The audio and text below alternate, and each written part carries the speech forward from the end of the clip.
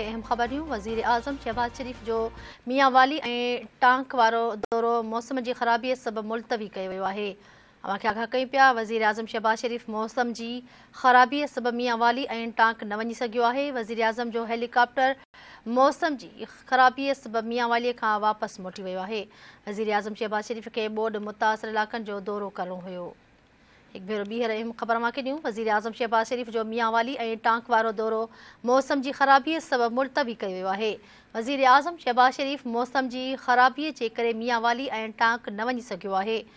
वज़ीर आज़म जो हेलीकॉप्टर मौसम जी ख़राबीअ सबबि मियां वालीअ खां वापसि मोटी वियो आहे।